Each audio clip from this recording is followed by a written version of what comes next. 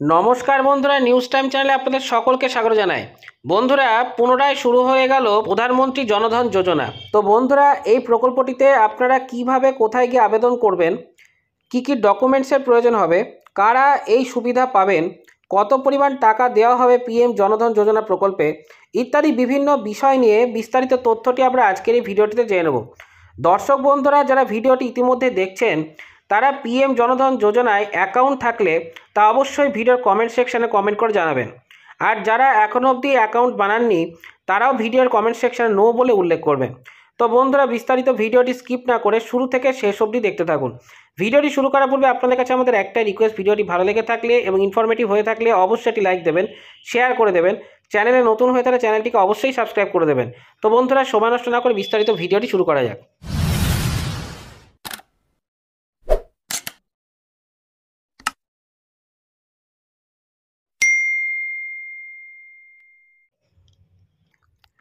PM Jan Dhan যোজনা ভারত সরকারের একটি উচ্চাকাঙ্ক্ষী আর্থিক পরিকল্পনা, যার উদ্দেশ্য হল ভারতীয় নাগরিকদের প্রত্যেককে ব্যাংকিং সেবার সাথে সংযুক্ত করা। এই পরিকল্পনার সূচনা 2014 সালের 28শে অগাস্ট প্রধানমন্ত্রী নরেন্দ্র মোদী দ্বারা করা হয়েছিল। এর প্রধান উদ্দেশ্য হল গরিব এবং আর্থিকভাবে দুর্বল শ্রেণীর মানুষদের আর্থিক অন্তর্ভুক্তির মাধ্যমে ব্যাংকিং সেবা প্রদান করা, যাতে তারা ব্যাংকিং সুবিধা গ্রহণ করতে পারে। পিএম জনধন যোজনার প্রধান বৈশিষ্ট্যসমূহ এবার জেনে নেওয়া যাক। 1 নম্বর, ফ্রি ব্যাংক অ্যাকাউন্ট। এই পরিকল্পনার আওতায় নাগরিকদের জন্য ফ্রি ব্যাংক অ্যাকাউন্ট খোলা হয়, যার মাধ্যমে তারা সরকারি প্রকল্পগুলির সুবিধা সরাসরি তাদের অ্যাকাউন্টে পেতে পারেন। 2 নম্বর, ওভারড্রাফট বা ওডির সুবিধা। অ্যাকাউন্টধারীদের 10,000 টাকা পর্যন্ত ওভারড্রাফট সুবিধা প্রদান করা হয়, যার মাধ্যমে তারা তাদের অ্যাকাউন্টে জমা করা টাকার চাইতে বেশি টাকা তুলতে পারেন। 3 নম্বর, এটিএম অথবা ডেবিট কার্ড। প্রত্যেক অ্যাকাউন্টধারীকে একটি এটিএম বা ডেবিট কার্ড প্রদান করা হয়, যাতে তারা সহজে ব্যাংকিং লেনদেন করতে পারেন। 4 নম্বর, নির্দিষ্ট ব্যাংকিং সুবিধা। এই পরিকল্পনা বিশেষত তাদের জন্য যারা গ্রামীণ এলাকায় বাস করেন এবং যাদের কাছে মৌলিক ব্যাংকিং সুবিধা নেই। 5 নম্বর, সরকারি প্রকল্পের সুবিধা। এই পরিকল্পনার আওতায় অ্যাকাউন্টধারীরা সরকারের বিভিন্ন প্রকল্পের সুবিধা যেমন পেনশন, সাবসিডি এবং লোন পেতে পারেন। 6 নম্বর, বিমা এবং জীবন সুরক্ষা। এই পরিকল্পনায় একটি জীবন সুরক্ষা বিমা এবং ঋণ দুর্ঘটনা বিমা সুবিধাও প্রদান করা হয়। জীবন সুরক্ষা বিমার মাধ্যমে 30,000 পর্যন্ত কভার দেওয়া হয়, আর ঋণ দুর্ঘটনা বিমার মাধ্যমে 2 লক্ষ টাকা পর্যন্ত সুরক্ষা পাওয়া যায়। 7 নম্বর, অনলাইন এবং মোবাইল ব্যাংকিং। অ্যাকাউন্টধারীদের অনলাইন এবং মোবাইল ব্যাংকিং সুবিধাও প্রদান করা হয়, যাতে তারা সহজে তাদের অ্যাকাউন্ট ব্যবহার করতে পারেন। পিএম জনধন যোজনার সুবিধাসমূহ এবার দেখে নেওয়া যায়। 1 নম্বর, আর্থিক অন্তর্ভুক্তি। এই পরিকল্পনার মাধ্যমে গরিব এবং পশ্চাৎপদ শ্রেণীর মানুষদের ব্যাংকিং সেবার সাথে সংযুক্ত করার সুযোগ পাওয়া যায়, যার ফলে তারা আর্থিক সেবাগুলি উপভোগ করতে পারেন। 2 নম্বর, সরকারি সুবিধার সরাসরি হস্তান্তর।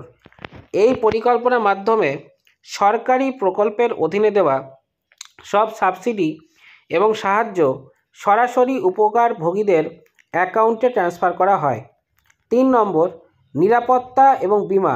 অ্যাকাউন্টধারীদের বিমা নিরাপত্তা এবং দুর্ঘটনা বিমার সুবিধা প্রদান করা হয়, যার ফলে তাদের পরিবারকে সুরক্ষা দেওয়া হয়। 4 নম্বর, ক্ষমতায়ন। এই পরিকল্পনা মানুষের আর্থিক অবস্থা উন্নত করার একটি সুযোগ প্রদান করে, যা তাদের ব্যবসার জন্য ঋণ গ্রহণ এবং তাদের পরিবারের চাহিদা পূরণে সহায়তা করে। পিএম জনধন যোজনার উপযুক্ত ব্যক্তিকে সেটি আবার জেনে নেওয়া যাক। এই পরিকল্পনার সুবিধা পেতে পারেন ভারতের নাগরিক এবং 18 বছর বা তার উপরের বয়সের মানুষ। যারা আগে ব্যাংক অ্যাকাউন্টের বাইরে ছিলেন তারা এই পরিকল্পনার সুবিধা নিতে পারবেন। সব আর্থিক শ্রেণীর মানুষ এই পরিকল্পনায় অন্তর্ভুক্ত হতে পারেন, তবে বিশেষভাবে গরিব এবং নিম্ন আয়ের শ্রেণীকে এটি প্রাধান্য ভিত্তিতে খোলার সুযোগ দেওয়া হয়। এই পরিকল্পনায় কিভাবে আপনি যোগদান করবেন সেটি এবার জেনে নেওয়া যাক। 1 নম্বর, আবেদন প্রক্রিয়া। আপনি যে কোনো রাষ্ট্রায়ত্ত ব্যাংক যেমন SBI অথবা PNB, ব্যাংক অফ ইন্ডিয়া ইত্যাদি বা পোস্ট অফিসে গিয়ে এই পরিকল্পনার আওতায় অ্যাকাউন্ট খুলতে পারেন। 2 নম্বর, প্রয়োজনীয় ডকুমেন্টস কী কী লাগবে সেটি আবার জেনে নেওয়া যাক।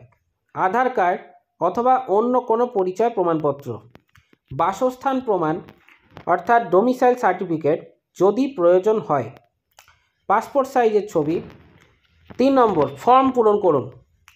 আপনাকে ব্যাংকে একটি আবেদনপত্র পূরণ করতে হবে যাতে আপনার ব্যক্তিগত বিবরণ এবং ডকুমেন্টের তথ্য থাকবে। অ্যাকাউন্ট খোলার প্রক্রিয়া সেটি আবার জেনে নেওয়া যাক। আবেদনপত্র সঠিকভাবে পূর্ণ করার পর ব্যাংক কর্মকর্তা আপনার ডকুমেন্ট পরীক্ষা করবেন এবং তারপর আপনার অ্যাকাউন্ট খুলে দেবেন।